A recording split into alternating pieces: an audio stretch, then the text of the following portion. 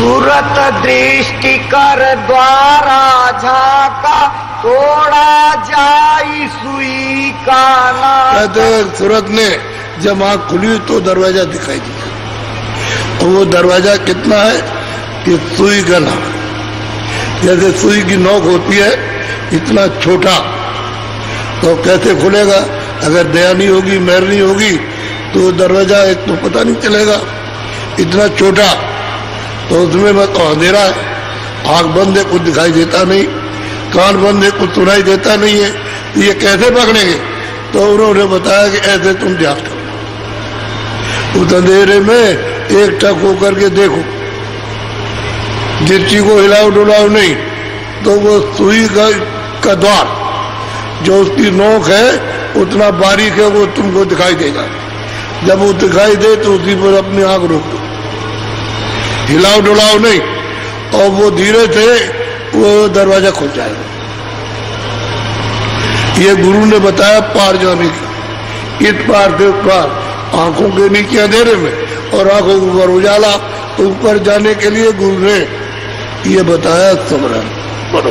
भीतर धस जो लीला देखी, बरनु कैसे बात अगम की। कहते हैं कि जो हमने घाट पर बैठकर जब हमारी आंख खुली और शब्द को पकड़ करके हम फौरन ऊपर पहुंचे और वहां जो लीला देखी, कहते हैं ये अगम की चीज है।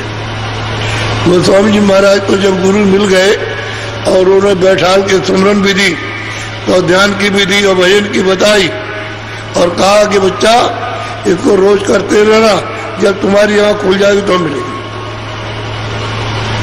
वो तो बता बुतू करके 2 घंटे में गायब हो गए। अब वो इधर उधर देखते रहे, वहां कुछ दिखाई नहीं दिया। कहाँ बैठ के बताया, क्या किया, ये कुछ नहीं मालूम। जब तुम्हारी आंख खुलेगी तो मिलेगी, तुम इसको छोड़ना नहीं, और मैं तुम्हारे लिए आया हूं। ये तीनों बातें उनको याद रही, तो यहाँ से जाके घर में अपना करने लगे, और जब उनकी आंख खुली तो इस पार से उस पार उन्होंने देखा कि वो बैठे, इधर इस बार अंधेरा और उस पार उजीला। जब दृष्टि खुल गई तो सब प्रकाश हो गया, और उसमें सब रास्ते दिखाई देते, सब चीज दिखाई देगी, क्योंकि दिव्य आंख से, ज्ञान चक्षु से, तीसरे नेत्र से सब दिखाई देता। बोलो।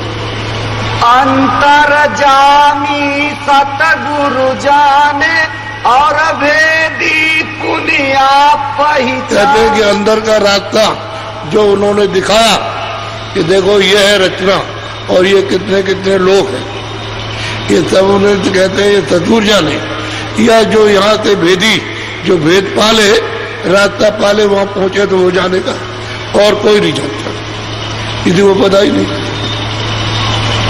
कि क्या है, हम क्यों आए, क्या करना था, कहाँ जाएंगे, कुछ नहीं। भेद इसको मिलेगा वही जाएगा, या जो ले जाएगा वो जानता है। और तीसरा पूछता, बोलो। श्याम सेत के माध्य समानी, घंटा शंख सुनी। अब जब उन्होंने गुरु का रूप देखा चिदाकाश में, तो कहते हैं कि आगे चली तो बीच में सफेदी चारों तरफ था, उसके मध्य में जब दृष्टि को उसने जमा के रखा है एकाग्र करके, तब वो देखते। बोलो। सूर चाँद दो दिस देखे, सुख मन गगना तारे पे। कहते हैं कि हमने सूरज और चांद ये हमने दोनों के दोनों देखे, और गगन में न मालूम कितने तारा मंडल दिखाई दिए, सब हमने देखा। अब वो जब गोस्वामी जी जब बैठे तो मुंदे नेत्र में भयो, मैंने आंख बंद की और एक जगह पर दृष्टि को जोड़ा तो उजाला हो गया और मैं ठंडा हो गया, उसमें हमको दिखाई देने लगा। तो हमने दृष्टि को ऐसे रोका, और रोक करके जब ऊपर को चढ़ी तुरंत तो गुरुद्वारे में पहुंचे, गुरु का द्वारा वहां से बैठ करके दिखाई देता है। आगे हमने जब दृष्टि सामने की तो सामने वो बैठे 3 लोग के मांगी, उधर फटक तिला पर खड़े हो गए। तो सब दिखाई देता मृत्यु, 84 नरक, ये सब स्वर्ग, वैकुंठ, ये सब दिखाई देता वहां से खड़े होकर के। और ऊपर आंखें करो तो अनेकों ब्रह्मांड वो दिखाई दे रहे। तब जब दृष्टि खुल गई, तीसरी आंख खुल गई, तब दिखाई देता है। और तीसरा काम हो गया, 2 कान शरीर में, 2 आंख शरीर में, 2 नाक शरीर में, 1 कान जीवात्मा में, 1 नाक जीवात्मा में और 1 आंख जीवात्मा में। वो बंद हो गई तो वो बंद हो गया, और खुल गई तो इधर भी देखे उधर भी देखे। अब उधर से वहां खड़े होकर देख रही कि ये सब, और आप नहीं देख रहे हो कि आपकी आंख बंद है, वो सब देख रहे। बोलो, आगे धसी बंक की नाल, अवगत काल बिछाया। आगे चली, तेरे मतलब ईश्वर के आगे, खुदा के आगे गई, खुदा का दीदार किया। घाट के आगे गई तो टेढ़ा रहता है, और इतना जाल बिछा हुआ है, इसलिए मतलब है कि उसमें जीव आगे जा नहीं सकता।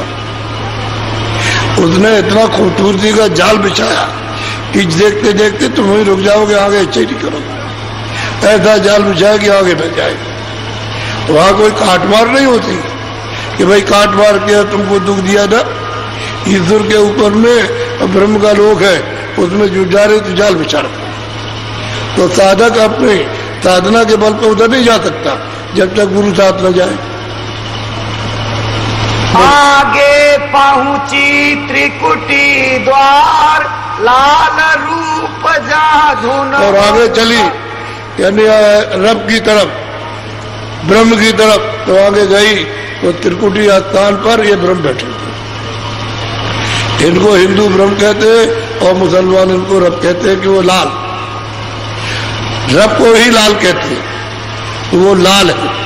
और किला इनका बहुत भारी है, उसमें बैठे हुए विराजमान है। बोलो, सुन्न में गई महल 10 माय, हंसन साथ मान। कहते जब आगे चली तो पार ब्रह्म है। मुसलमानों का वो अल्लाह है, मुसलमान फकीरों का वो अल्लाह, और हिंदुओं का वो पार ब्रह्म है। जब वहां पहुंची मां 10वें द्वार में, और मां सर उसने स्नान किया, और फिर पहुंची तो पार ब्रह्म का साक्षात्कार। अब इस तरह से गुरु ने इधर भी कृपा की, तू अंधेरे में चल, ऐसे तुमरण कर, ये तुमरण की विधि है। और तुमरण के बाद ध्यान कर, दृष्टि को एक कर दे, और कानों को ऊंचा ध्यान दे के सुन, तो आवाज पकड़ में आ जाएगी। चल, वो रेलगाड़ी है, हवाई जहाज पे बैठो, चलो। बहुत है वो चुम्बक, वो जीवात्मा उसी का अंश है, तो उस जीवात्मा को अपने में मिला लो, आवाज मिला, तेज भी आओ। और तो कोई मरता है नहीं, उसको जो खींचा तो पहुंची। तो इतनी तेज रफ्तार में जाती है कि एक पलक में तो कितने करोड़ रास्ता तय करती। शब्द के ऊपर सवार होकर के और उसमें लय होकर के इतनी तेजी से जाएगी कि वह पहुंच गई। ऐसा है रास्ता। तो वहां 10वें द्वार में पारवी में पहुंची।